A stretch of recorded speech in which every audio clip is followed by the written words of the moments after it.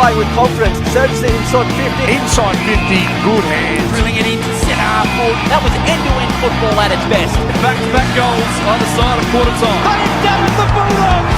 I'd fight somebody for you. There ain't no wall I will run through. In your corner when you're ringing the bell. Come hell or high water. I'd fight somebody for you. G'day WAFL fans, welcome one and all to another edition of Around the WAFL as we build up to another exciting weekend of WAFL and WAFLW football. A very exciting one at that as well, with round 17 of the Sullivan Logistics WAFL Premiership season. The first of the full contingent of games in the final month of the home and away season before we have finals football, the best time of year.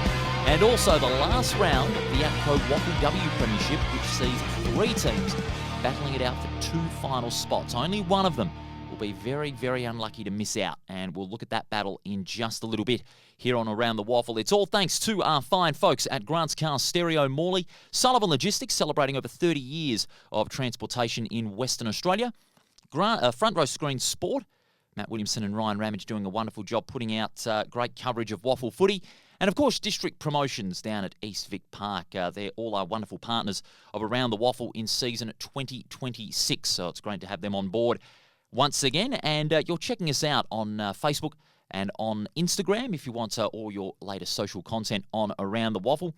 And also you're checking out our latest episode on YouTube and where you get your podcast. Paul Persic with you, riding solo today, but it is great to have your company nonetheless as we look ahead to some exciting WAFL action this week.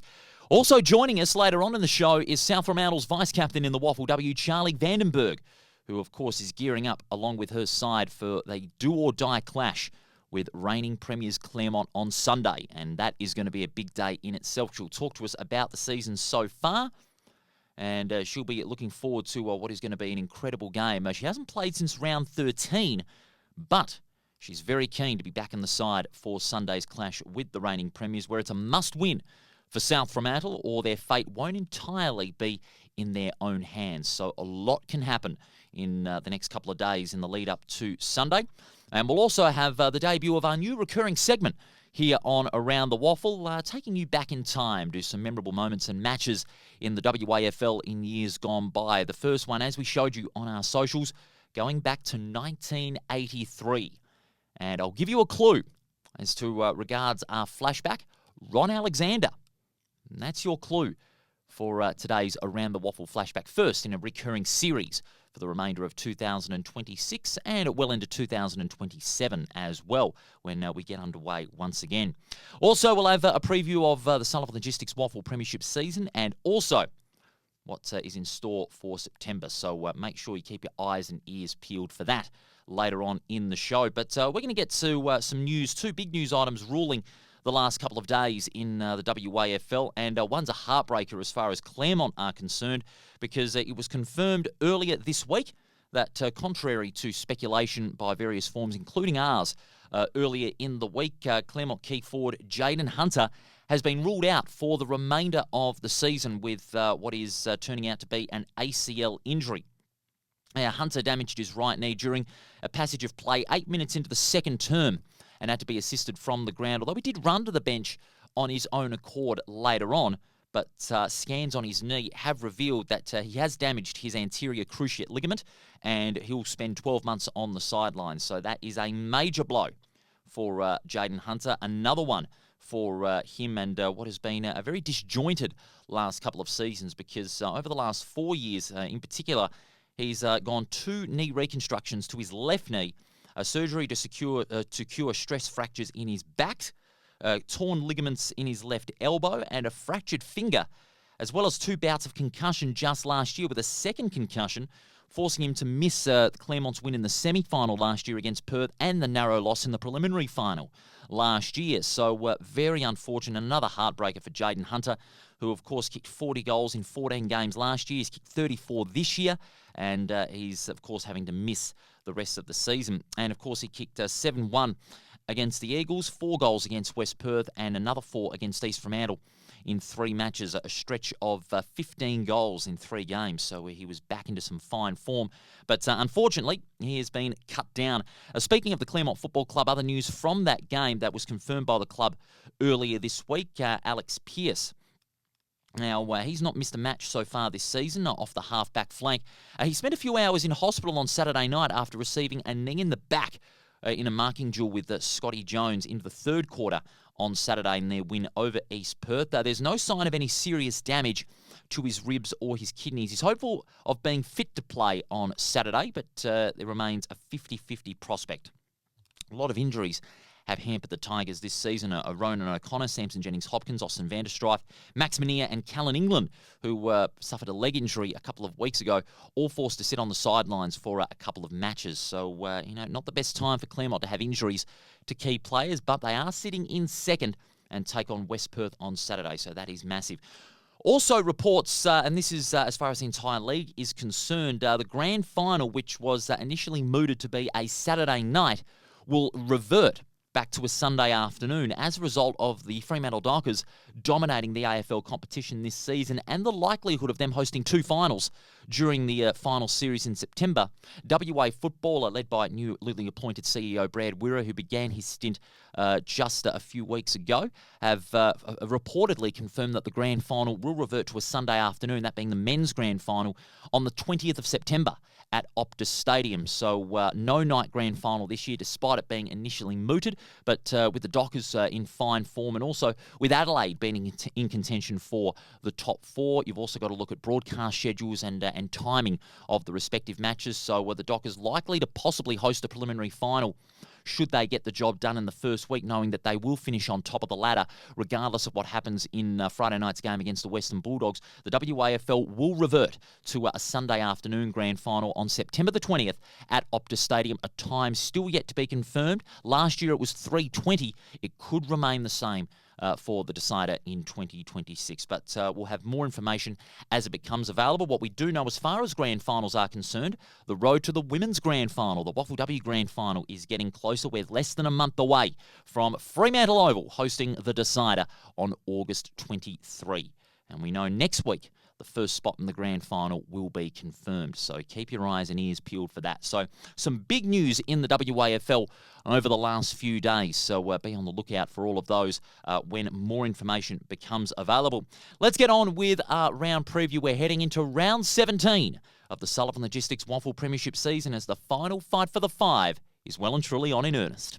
Yes, round 17 spread over 2 days in the Sullivan Logistics WAFL Premiership season. 4 games on Saturday and 1 on Sunday. And that Sunday game we'll talk about later is going to be huge for both sides. But we'll start off at Steel Blue Oval on Saturday.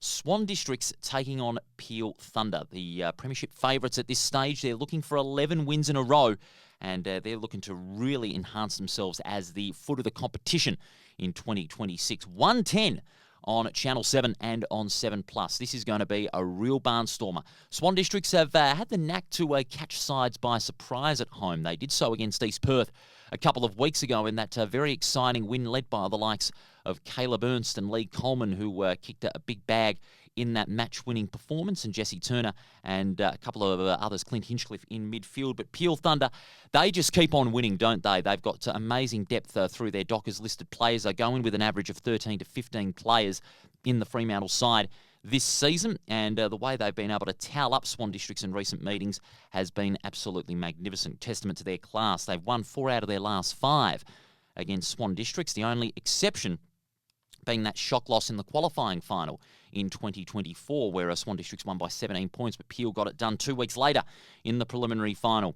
Now, Swan Districts do have a concern. Jesse Turner left the ground 2 weeks ago with their loss to South Fremantle with a hamstring injury, and it's a bit unknown whether he will be in the side. If he's not in the side, that is going to really take a lot of pace out of Swan's midfield, because through the likes of Turner, Hinchcliffe, and also Josh Sepro, who's been getting a lot of football in that inside midfielder role, they really like to play that fast-paced game.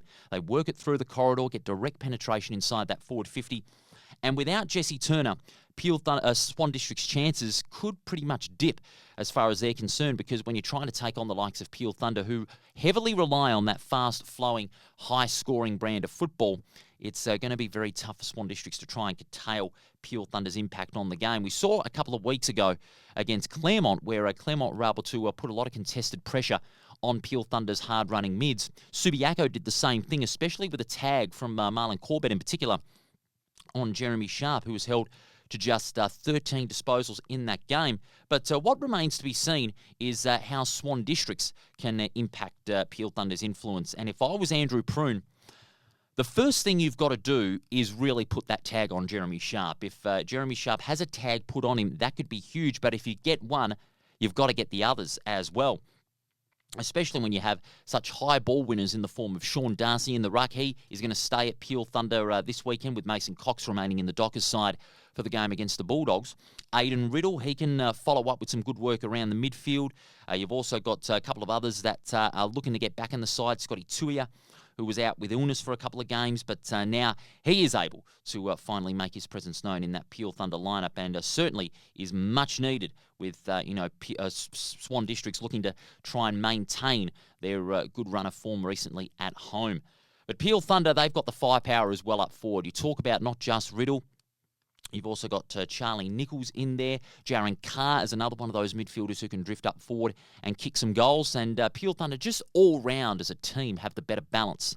While Swan Districts, they're going to have to reorganise their midfield a little bit, with Jesse Turner likely out of the side. But if he's selected in this game, well, it's a testament to Jesse Turner's overall fitness, because he is a very fit player, but also it's the belief in himself that really wants this Swan District side to do well, and he really wants them to do well. But they're going to have a really big test against Peel Thunder's all-round balance and depth, and the way they use the football from midfield into attack. Their kick-outs from the back line have been very good, and whenever you turn the ball over in your back half against Peel Thunder, often you're made to pay the price through the likes of Corey Tregenza, who can punish you inside that forward 50. My pick's Peel Thunder, because even with Swan District's form at home, Peel Thunder just look unbeatable. They're looking for 11 wins in a row. They're the best form side in the competition for a reason, and even though they can be challenged at times, they rise to it.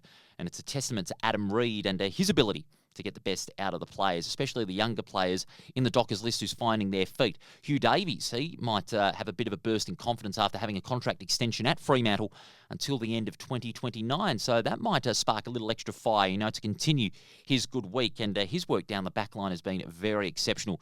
He's averaging around about 10 marks per game this season. And when Swans try to rush the ball into their forward 50, they've got to be wary of the influence of Hugh Davies. He's got a very safe pair of hands as far as the Peel Thunder backline is concerned, the barometer of that back six. So Peel Thunder and Swan Districts, 110 at Steel Blue Oval, should be a great game. Next up, Revo Fitness Stadium is the place, and the teams, Claremont and West Perth. This is from 2:30pm on 7plus on Saturday. The first time these two sides met, Claremont absolutely thrashed West Perth at a tune of 74 points down at HIF Health Insurance Oval. But West Perth have looked like a different side in the last couple of weeks. They've been able to play with great freedom in their game. Paul Sanzoni has said, you got nothing to lose, guys. Play with a bit more freedom, play with a little more running and purpose, and that's exactly what they have done. They unearthed a new tall weapon inside that forward 50, Harvey Sporton guy, who kicked a couple of goals, and maybe he could provide that supporting role for Tyler Keitel. Claremont's forward line, of course, is having to be reorganised by Ash Prescott because of Jaden Hunter's season-ending ACL injury, but Claremont still have some good options. Both a good mix of small forwards and tall forwards that can really make the Claremont forward line very flexible. When you think about it, that you've got Gowdy, who can play a bit up forward, Taylor DeLacy, who's mostly situated up forward, but he can move up the ground, can play on a bit of a wing. I saw him play on a wing on Saturday against East Perth, and that move worked wonders. He got a lot of the football. But what can really be a key for Claremont is the way they can get the ball out of the centre. And with West Perth, have got a lot of experience in that midfield as well, but they've got a lot of young kids in that side that are still maturing and still building up their game. It will be a tough task for West Perth because, they've been able to perform well in patches, but not consistent enough. Claremont are the model of consistency at the moment. They've gone a bit off the boil in recent weeks, but when they won against East Perth, it was the Claremont that a lot of people have wanted to see for 6 weeks. Their hunger around the contest, their desperation, the work rate of the likes of Gowdy, DeLacy, the old workhorse Bailey Rogers, who did a marvellous job in shutting out East Perth's exposed midfield. And why I say exposed, they lack the experience that are currently sidelined through injury. And for Claremont, playing at home can be a bit hard for any opposition. They'll really have that luxury to their advantage of playing at Revo Fitness Stadium. In fact, they have not lost to West Perth at Revo Fitness Stadium in 3 years. Yes, 3 years when they were beaten soundly by West Perth thanks to a big second half. So, they've had the wood over West Perth at Revo Fitness Stadium in recent years. West Perth, when you're looking at their players that they have been developed, Sporting Guy, talked about him, a couple of young backs that are really going to have their work cut out against the Claremont forward line. They are really going to have a long afternoon. And why I say that, because when West Perth try and get the ball out of the back line, they've often looked lost. And why I say they've looked lost, they haven't been able to kick to their targets a lot. Whenever they're rushing the ball out of the back line, an opposition player comes in and evens out the contest. And they just really need to kick to targets. They need to kick to more loose men going from defence into attack. And they just need to be a little bit more organised when going from defence into attack. Claremont, they look a more organised side. And they've got more class. Even without Jaden Hunter, their forward line's still going to fire. There's still a very potent unit inside that forward 50 through the likes of Gowdy, Hunter, Gowdy and DeLacy, I should say. Alec Waterman, he's that small forward who can kick some good goals. Jennings Hopkins elevated into the league side. He can kick some goals as well. The back line can also have another small option by the name of Clancy Dennis, who's only played a few games, but he's got good marking prowess and can really shut out the likes of Keitel and not out of the game. And even Sprigg, who kicked 3 goals in the loss to the Eagles, could find himself a marked man in the forward 50. And that's why I have gone with Claremont to win this game. They've just got more weapons in that forward line. West Perth are still lacking, and Claremont will obviously be looking for another big win at home and to keep a stranglehold of second place on the ladder. Let's go now to the big one at Sullivan Logistics Stadium, and isn't this one a beauty? At 2:30 on Saturday on 7+, Subiaco taking on Perth. Both sides have plenty on offer should they taste the 4 points on Saturday. Subiaco, they're in 5th place on percentage. They want to go clear of East Perth and have a bit of a blanket on themselves for 5th place. Perth, they've also got something to play for, and that is to keep the double chance, because with South Fremantle and Claremont equal on 36 points along with Perth, then every win is going to be so crucial in the final 4 rounds of the season. Perth, they got back on track in the last couple of weeks with some good wins, including a couple of good wins a couple of weeks ago. One of them against East Fremantle down at Mineral Resources Park in a dramatic contest. And the way they showed their character against the physical pressure of East Fremantle really was marvellous. And expect Subiaco to come into this contest with 2 key forwards rather than just the one. Ryan Borchett returned 2 weeks ago and he kicked 8 goals in the 2 games that he has played. It's likely that Ben Sokol will return for Subiaco. He's been battling a hamstring injury and is looking likely to come back for that game against Perth. And if he does come back, that's going to give Subiaco's forward line a huge boost. He's got plenty of experience in that forward line and they could use him to accompany Ryan Borchett. But when you got those forwards as a key option, you've got to contend with Perth's very mobile backline. Of course, you're talking about the likes of Scoble, Taylor, Charlie Dean, who was sensational in their win over East Fremantle. If you get the ball inside 50, Subiaco have really got to play that chip and run. Chip to those loose men in the 50, offer leads, and really get away from the likes of Dean and Taylor. So that'll be one key for Subiaco to try and sneak home against the Demons. And the Demons, they've largely struggled at Sullivan Logistics Stadium. They've only won 1 out of their last 11 games at the venue. And of course, the last time they were there a couple of weeks ago against an injury-depleted East Perth, they got thrashed by 51 points. And Perth can often at times struggle on the small wings at Sullivan Logistics Stadium, and they can't afford to do so in this game because they're up against a Subiaco side who have got a good blueprint for success. They're hungry for those wins. They've lost 9 of their games this season by 10 points or less, so Subiaco would not want another close loss. But Perth, I would say that they'd be favourites on form, but when you're looking at Subiaco's performances in recent weeks, they only lost to Claremont at home by 3 points. They only lost to Peel Thunder away by 8 points. So they can challenge those other sides in the top 5. And, of course, they only lost to South Fremantle a few weeks ago by a point at Fremantle Oval. So they're getting there. They're getting there and they're getting better. Corbett being, a half-back midfielder playing that two-way role has been a great move by Jared Schofield. And you also got some good midfielders in the Hickmott boys. McGowan, who can amass a lot of possessions.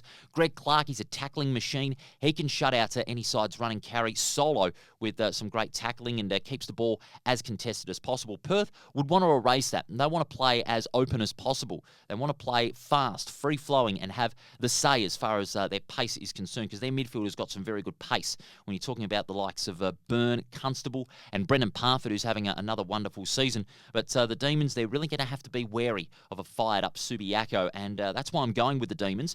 Only just if they are wary enough of the Lions brand of football, cagey, very stingy, and they're not prepared to give an inch.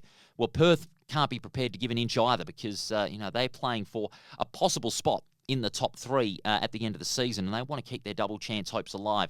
So I'm picking Perth only on form, but they need to be wary of the brand that Subiaco play. It should be an exciting game of football on Saturday at Sullivan Logistics Stadium. Subi and Perth, an early final perhaps. Only time will tell.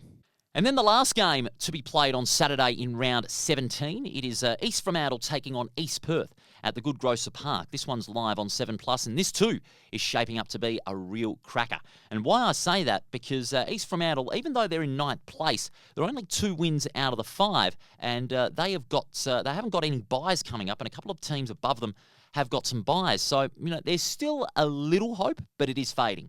And East Fremantle would want to take on the likes of East Perth, who are still going to be without a lot of experience. But having said that, East Perth will really want to get back at East Fremantle, because East Fremantle, if you remember, knocked off the Royals down at Sullivan Logistics Stadium in a day-night match back in round 3 by 13 points. And they've had the wood over the Royals in their last few meetings. If you remember, round 19 last year, East Fremantle got the job done over East Perth by 15 points. And they've been able to play some good close footy in the last 3 encounters. In fact, East Perth have won the last 3, and East Perth have not beaten East Fremantle since the big wet at Leederville in round 20 of 2024, when Harrison McCready kicked that winning goal from outside the 50. East Perth are going to go into this game possibly with a boost, because Stan Wright, he's been tipped to return from a calf injury. He sustained that calf injury a few weeks ago, and they're certainly going to rely on his experience down back, because that is going to be the big key, how East Perth manage on their kicking from half back, because their kicking from the back half was atrocious against Claremont. They often turned the ball over. They rushed their disposal. They weren't getting first to the football out of that defensive 50 as a result of their atrocious kick-ins from full back, and they're really going to have to work on that. But Stan Wright is one of those that can handle that matter, because he's got a bevy of experience. He's one of the more experienced defenders in the competition. And his work rate down that back line and his desperation really has to be under the microscope in a good way. They're really going to have to rely on him against East Fremantle. But East Fremantle could pull a few tricks out of the hat, if you know what I mean, because Billy Monahan has been trying and testing a lot of these young kids that are bobbing up into the East Fremantle League side. And while they've been able to get wins on the board, they're not doing it consistently. They're just fading out of games in patchy style, because they're not getting a lot out of these players. They're experimenting with John O'Marsh down the back line, which could work against an East Perth forward line that still looks very good. Stevens, Schofield, Sam Van Diemen can drift up into that forward line. All of them are small forwards, however, so the matchup could be for anyone as far as John O'Marsh is concerned, maybe on Mitch Schofield, because he's got a little bit more muscle than his other 2 counterparts in the forward line. So if you put Mitch Schofield for John O'Marsh, then that could be a big assignment for the big East Fremantle backman. And when you're looking at how the game's going to be played with all the conditions that are forecast, it is going to be some light rain in the morning, but should ease off come the afternoon. That could bode well to East Fremantle's style, because with a drying ground, they handle the football better in the dry weather. If it remains wet, then that could be a real problem. East Perth can play those wet conditions very well at times, but without the likes of Mazzando, Brayshaw, Amaduri, they're still on the sidelines, they're relying on those two prime movers to get it out of the centre, then that's going to be a real struggle. Scotty Jones, who's been cleaned up by his opponents in the last 2 weeks, could have another big battle against Luke Stranatica in the ruck, and that's really what Luke Stranatica would want. He wants a big battle with another big man, and I reckon that one-on-one matchup in the ruck could be a decisive one. And Luke Stranatic, who's had a fine season in the ruck in a team that's in 9th position at the moment. He came over from North Fremantle in a stint with the PFL there, and he's really gotten back into it almost immediately, getting around about 20 hit-outs a game, 25 hit-outs in a couple of games. He even got 30 earlier in the season. So Stranatica is really going to have his work cut out against Scotty Jones, who's determined to get back into some good form after being cleaned up by two of his opponents, none more so Ollie Eastland, in the last 2 weeks. So a vital game for this as far as the context of the season goes for East Fremantle and East Perth. And East Perth, they're not looking like the East Perth that we saw them get into 2 straight grand finals. And even with Stevens and Schofield looking to score a big bag in front of goal, you're talking about the likes of Angus Scott being back in form. He had a lot of disposals in that loss. Really was the only one that fired in that East Perth midfield rotation because they were being torn apart by ruthless Claremont pressure. I'm sticking my neck out in this one. I just have a feeling that East Fremantle could get up here because Bill Monahan, he's a very genius coach. Same could be said for Ross McQueen. But when you're trying out new things, the reward is very satisfying. And I feel that John O'Marsh could match up on Mitch Schofield, and Luke Stranatica could be in for a big day against Scott Jones. And some opponents have found it very tricky to play at Goodgrosser Park. You get out onto a bit of a lead, you have a run going, but you don't really put sides like East Fremantle away. But that's why I'm going with East Fremantle, especially with the injuries. And if Stan Wright doesn't come back, as we have tipped earlier, then East Perth could still look very vulnerable. But should be an interesting game, that one at Goodgrosser Park, the Sharks and the Royals. And then finally, Sunday. And this is a big one. West Coast and South Fremantle on 7+ at 11:10 in the morning. A bit unusual at the same time as West Coast play Richmond at the MCG. Boggles the mind that match is happening at the same time, but oh well, go figure. Big game, this one. This is a massive game for both West Coast and South Fremantle. It's a must-win for the Eagles if they're to still have hope of making the 5. They're tied with East Perth and Subiaco. And South Fremantle, should they win, well, they'll have a bit of a blanket on themselves and Subiaco and East Perth and could possibly seal the double chance at the next game. And South Fremantle, they are going to be boosted big time because they could have 2 players come back either this week or they could play next week in a big game against East Perth. We know Matty Parker and Lucas Robinson, they have had their returns held back a week due to injury. But when you're talking about the likes of Rusco and Noah Strom potentially coming back, then that is going to be huge for South Fremantle. That will really boost the South Fremantle forward line because they've struggled a little bit to kick big bags of goals consistently without those two. Rusco, we talked about him checking out before he left Europe. Noah Strom had been a bit so-so before he went to Europe as well. You've also got Jermaine Jones coming back into the side as well. So that is going to be huge to give South Fremantle's forward line the firepower that it's desperately needed for a number of weeks. While for the West Coast Eagles, this could be their biggest chance to claim their biggest scalp of the year.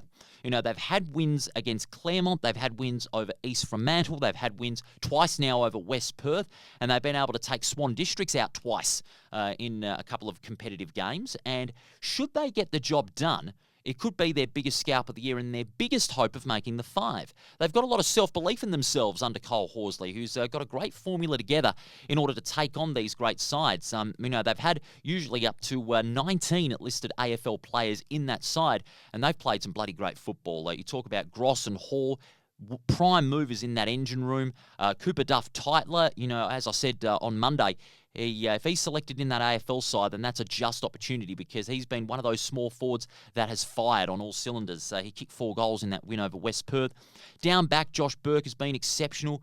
You talk about a couple of the other Eagles prime movers, not just Hall and Gross. Luca Grego got over 30 possessions playing as a midfielder and worked his way into half back as well. And, just the depth that they have got to take on a South Fremantle side who are, slowly getting back into some form. They've won their last 3 games, but they know that there's still a lot of work to be done if they're going to have a shot at defending their premiership. So a very interesting game, no doubt about that. So vital game it is on paper, but the way this game could be won is that if South Fremantle can get Strom and Rusco on the board early, then that'll be a huge difference. They like to get off to a good start. West Coast, they've been a bit patchy at the start, but their last quarter form has improved drastically from last year. They've been able to kick away in the first 10 minutes. If the game is in the balance, that could benefit West Coast because they've got the extra match fitness via their AFL-listed players. But South Fremantle, they've got some good match fitness themselves as well through the likes of Florenka and Bledgenon in midfield. They're A-class. The midfield unit's still lacking the spark of a Matty Parker, who could come back in the next week for the game against East Perth. But the way they control the football, the way they put pressure on the opposing players when they've got possession will be very important. And I reckon East Fremantle would want to make it as contested and low-scoring as possible through their tackling because they're a very good tackling side. I'd put them on par with the likes of East Fremantle and Claremont as some of the best tackling sides in the competition. But the way they got to do it against the West Coast Eagles is they've got to force repeat stoppages, restrict repeat entries from inside 50, and really control it out of halfback to try and just slow the tempo down and force the Eagles to try and play that 1v1, which they don't really like very much. So that's why I'm going with South Fremantle, but by not that much. I reckon the Eagles will be a challenge. Some have said, they're not a very consistent side, but they've consistently challenged other sides in the top 5. And if they win the match, they certainly deserve to. That would have given them 4 out of their last 6 as far as wins are concerned. So the Eagles, they'll challenge. They'll be out to claim their biggest scout, but South Fremantle will get the job done in the end. That's my pick. Let us know who you think is going to win this weekend's matches. You can check it out on YouTube and where you get your podcasts, or you can comment on our Facebook and Instagram pages. We'll take a break, and when we do come back, we're going to have the South Fremantle vice-captain of the WAFLW, Charlie Vandenburg. She'll join us to talk about the side's massive clash. It's do or die against Claremont on Sunday, and what a game that one promises to be. We'll chat with Charlie after the break here on Around the Waffle. It's all thanks to Grant's Car Stereo, District Promotions, Sullivan Logistics, and Front Row Screen Sport after this.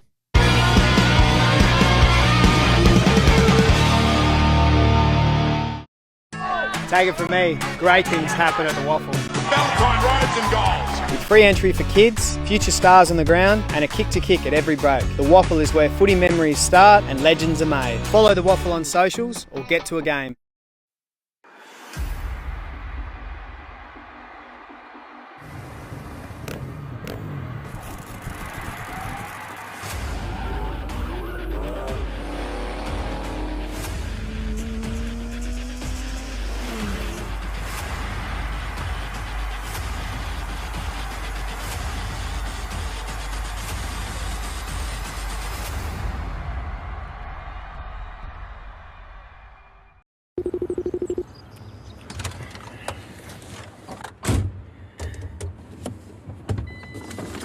Hey Siri, how to connect Bluetooth to Mac truck?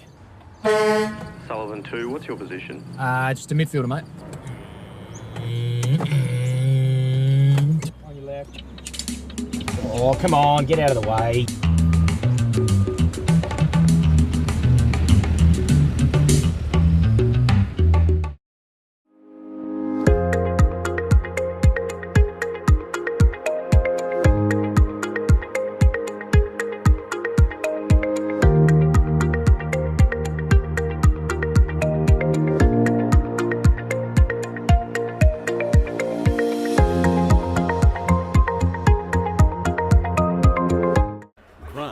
Stereo Morley, proudly supplying and fitting quality car stereos for over 15 years, selling top name brands like Alpine, Focal, Rockford Fosgate. From a simple upgrade to complete custom systems, stop in and see Grant and the boys at 61 Russell Street, Morley, or visit us online at carstereo.com.au.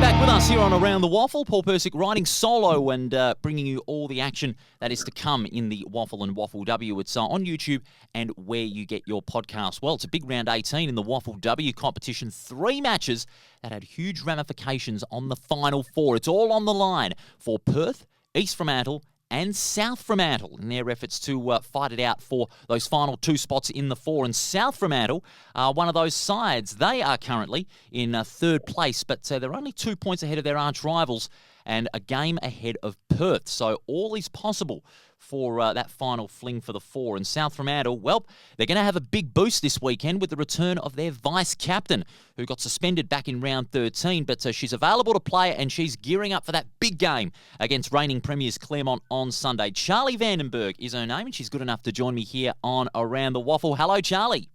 Hello, how are we? Going very well. Great to have you on the show. It's been quite a time since you've last played, round 13 against Perth. But what's the feeling like from within? Are you excited to gear up in your first game back in 5 weeks, and a game so important for your side's fortunes? Yeah, like you said, it's been a long 5 weeks for me on the sideline with the bye in there, sort of pushing that one out. But I think the overarching feeling is definitely excitement to get back out there with the team after what the last few weeks have been. 3 really impressive wins, putting us in some good form for the back half of the season. I'm just super proud and stoked to be back out there soon.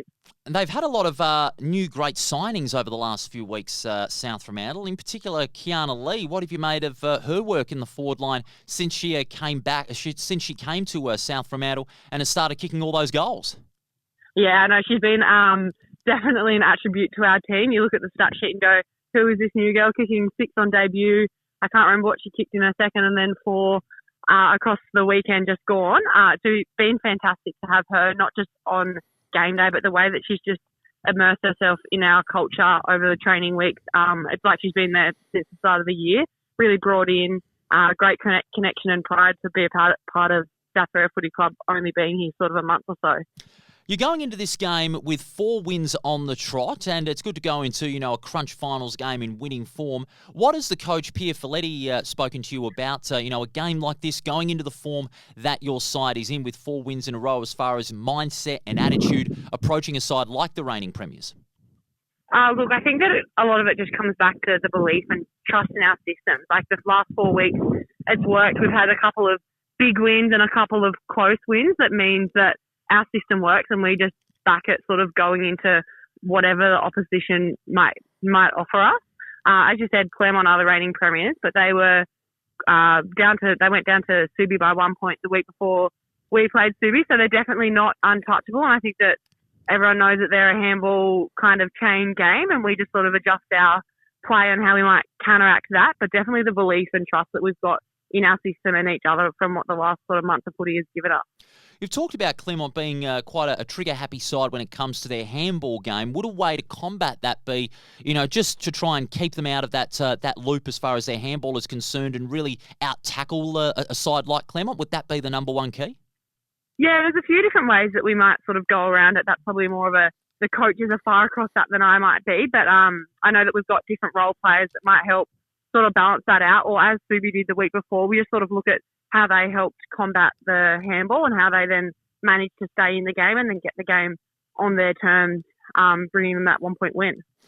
Now, of course, Claremont did beat you last time out in late April by 23 points, which is, one of your more heavier defeats as far as the season has been concerned. But a side like Claremont, they really rely on a lot of their experienced players. Your side has got some great experience in that, the likes of Tua Carena, Pommer's back, Gilchrist and Ash Gomes, the former Shark, who, of course, has made her way to the crosstown rivals this season. What do you make of, those experienced players that you've had the privilege of playing alongside in this 2026 season, because they've been out all guns blazing?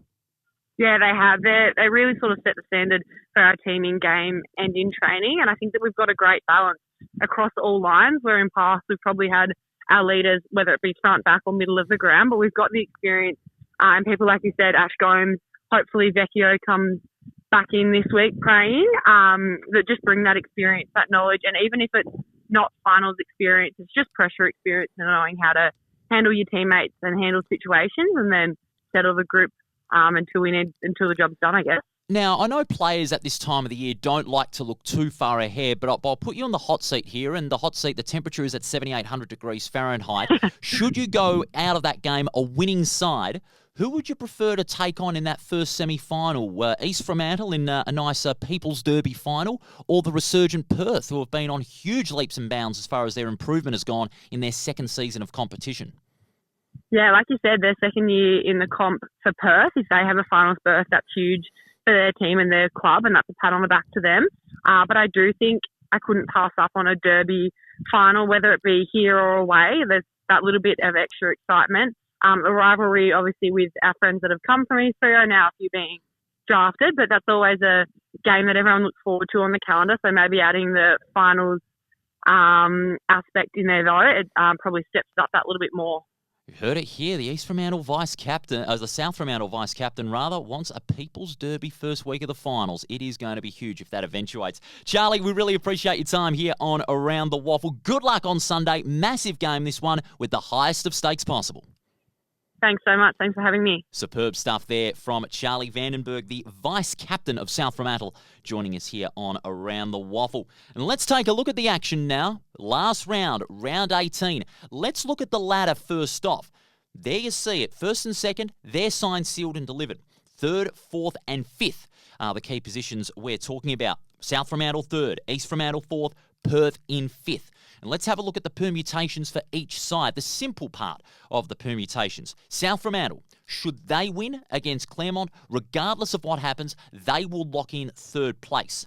If they lose, they would have to hope that both East Fremantle and Perth lose their games. If one of them lose their games, one of them win their game and one lose, they're fine. But if both win and they lose, then there's the possibility that they could miss out on a spot in the four. But their percentage is rather very good compared to the likes of their crosstown rivals and Perth. For East Fremantle, should they stay in fourth place, they've got to win, and they would hope Perth lose to Swan Districts on the same day as well. But if they lose and Perth win, then East Fremantle will be out of the four. Perth, simple goal. Tough task against Swan Districts. They have to win and hope that East Fremantle loses their game to West Perth to get into fourth place. But they can get up to third if they win and South Fremantle lose, because Perth have a superior percentage compared to South Fremantle, and they would host a final against South Fremantle at Mineral Resources Park next week. So those are the ramifications for the three teams that are contending for a spot in the four. Only one of them is going to be the unlucky ones to miss out in what's been a very exciting finals race. Now to the games. All four of them on Sunday, and by gee, it's a big day in the WAFLW competition. All four starting on the same day at the same time, and there's going to be a lot of intrigue around it. Revo Fitness Stadium is the first port of call. Claremont and South Fremantle at 12:10 on the WAFL official YouTube channel. This one is shaping up to be a real cracker. Both sides have been back and forth as far as results are concerned. Claremont, however, have won the last four out of their last five. And the only loss that they had to South Fremantle in that last five was a big upset down at Fremantle Oval.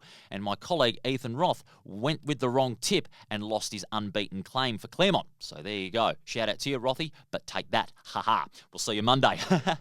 But this is a massive game. As we illustrated with that chat by Charlie Vandenburg, the vice-captain, who's going to be coming back after a 5-game suspension, what will be the key for South Fremantle is the way they can take Claremont's handball game out of the contest. Claremont, they love to keep that possession alive through their handball game. They've got Ortlip, Husband, Harkin, who's been exceptional in the last few weeks. Of course, Jamie Harkin had a great opportunity along with Ruby Sargent-Wilson to play in the Eagles squad for the preseason game against Collingwood.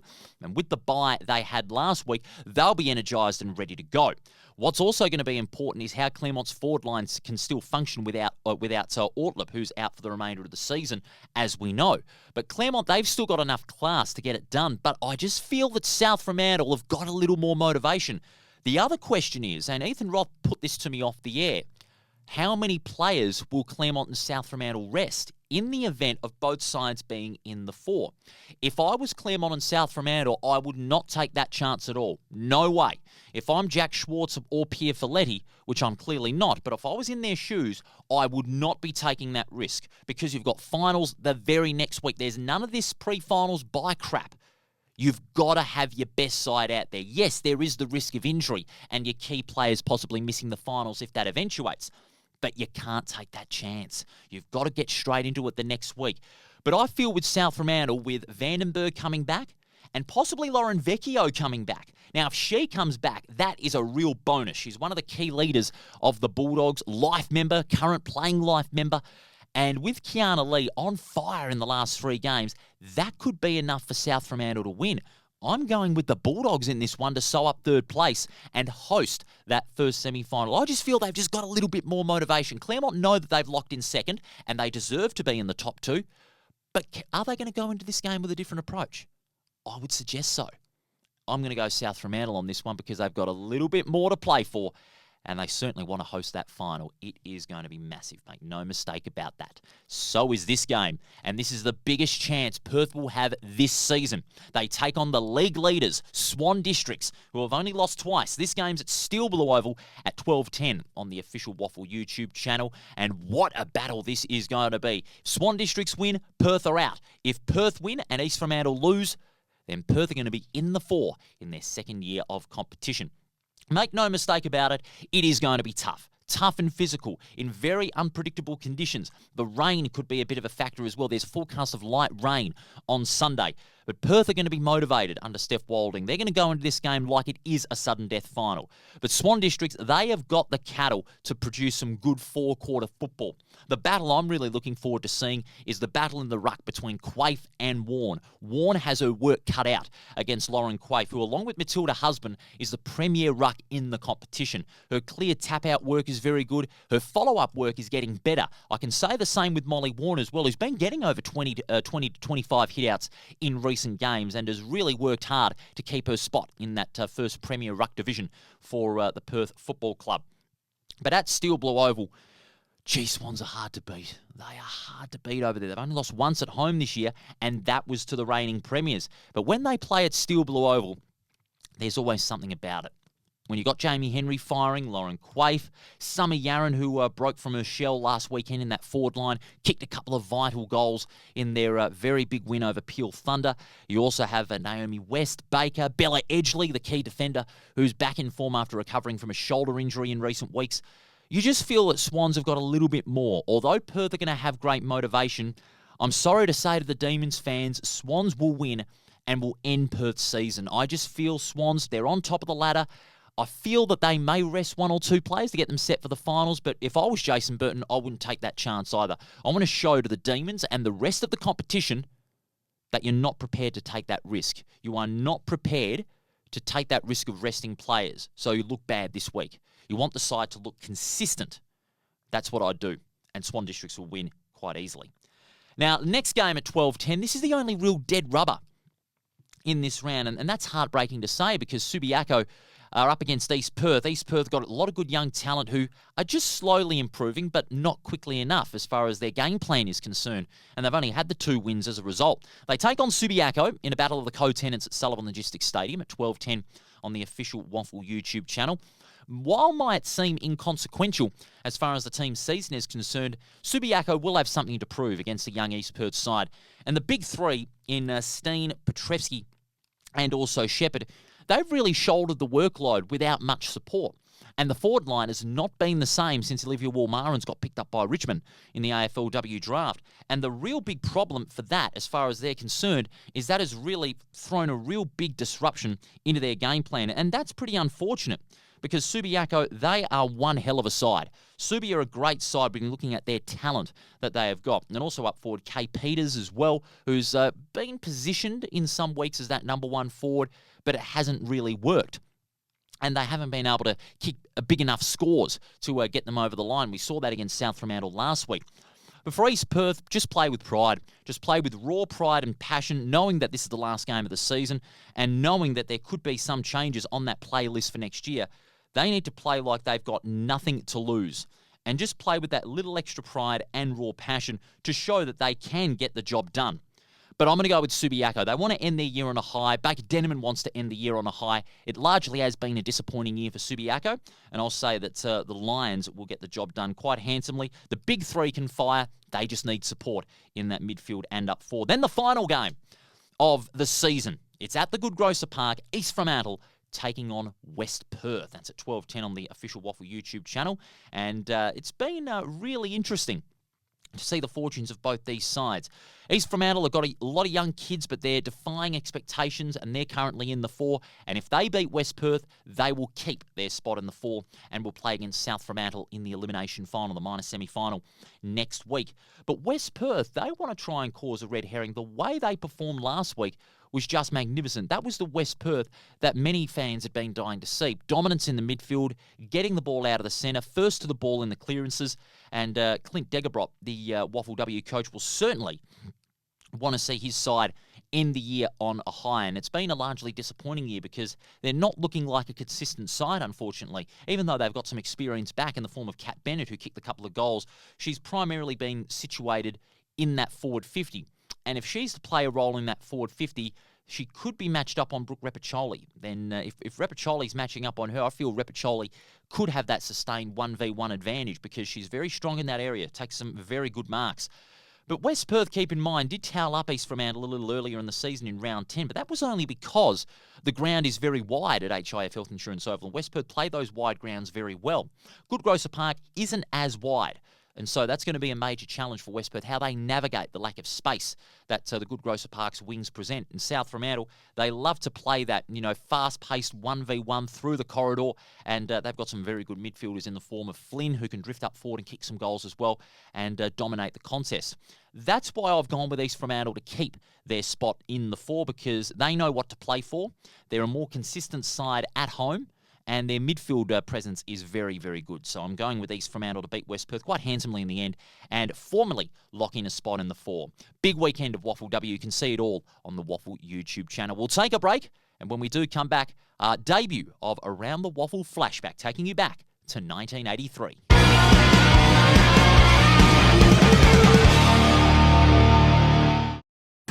Take it from me, great things happen at the WAFL. Valentine rides and goals. With free entry for kids, future stars on the ground, and a kick-to-kick at every break. The WAFL is where footy memories start and legends are made. Follow the WAFL on socials or get to a game.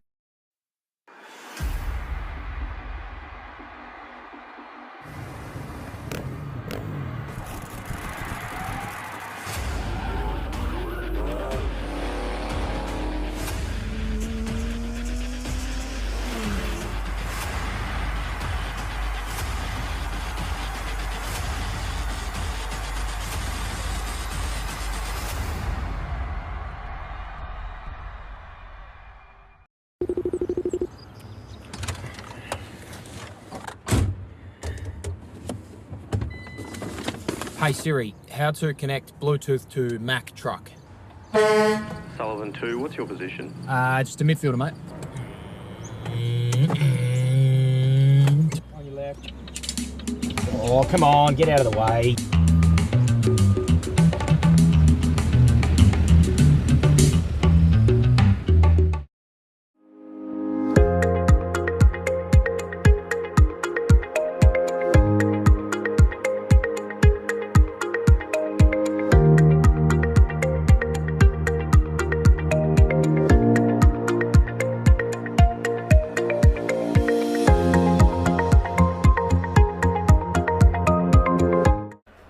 Car Stereo Morley, proudly supplying and fitting quality car stereos for over 15 years, selling top name brands like Alpine, Focal, Rockford Fosgate.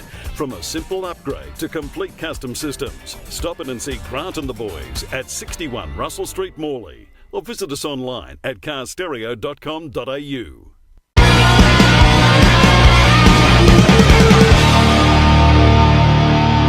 With you here on Around the WAFL as we get set for another big weekend of football. Round 17 in the Sullivan Logistics WAFL Premiership season and round 18, the last round of the ATCO WAFLW season.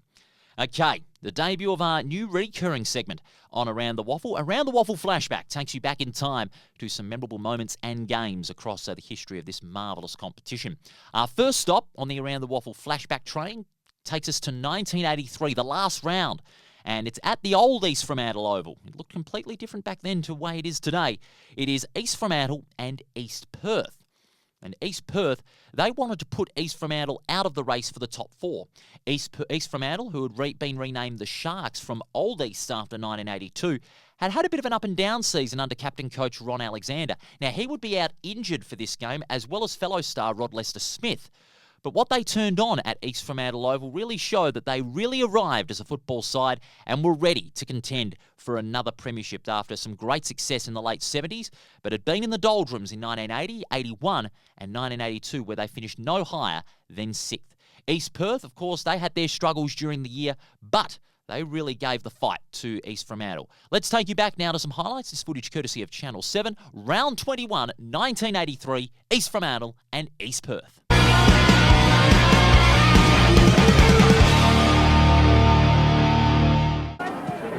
running, coming up towards the right centre wing. Thorne in front. Shane Ellis spoilt well. This is Dawson. Still Dawson. Dawson will get a kick. Dawson to Ironmonger. Big fella in towards Edwards. He's not giving enough Edwards at the moment. Dean Turner. Brennan read it superbly. And look at the pass to Wilson. Just strolls around Ironmonger. Wilson's off. There's nobody within 30 metres of him. Gave it out to Harding. Harding coming across to Taylor. Oh, Mangrove's so goal. A long way out, he won't make it. But the big fellas in the goal square. A long kick. Edwards got the sit. Thumped away well. Spencer left foot. Oh, what a footballer. Oh, beautiful. What a brilliant effort. Kick it's on the ground. And Needle from 30 metres. Looks good. East Fremantle. Magro to Thorne. He'll have to hurry. High kicks. They haven't got Johnson from behind. Kick it, reading it well. Oh, look at Taylor all by himself again. 45 metres. Long kick. Brilliant play, Kevin Taylor. Well, now went for Daru. Too far for him. Kick it! In between two of them. That's symptomatic of the way he's put, I guess. Dean Turner into half forward to Thorne. Peter Thorne is going to kick from 25, 30 metres out from goal. Don't put your bottom dollar on it. The way he kicks it high, he'd be lucky to clear the man on the mark. 5 goals East Fremantle have kicked for the quarter, and East Perth have just added their first. Yes, easily as you like. Still Mario Turco, round Daru to Jones. Jones inside 50 metres, he'll have a dip. Good kick from Jones. Oh, what a passage of play.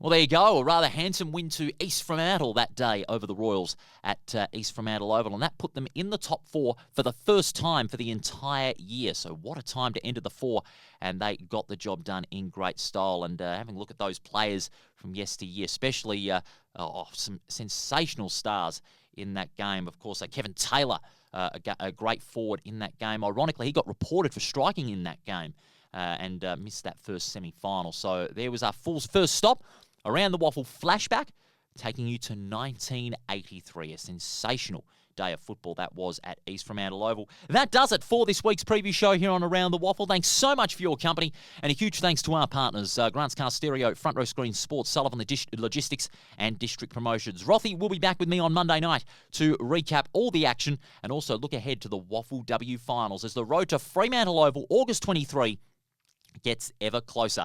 Have a wonderful weekend of the footy. We'll see you Monday for our recap program.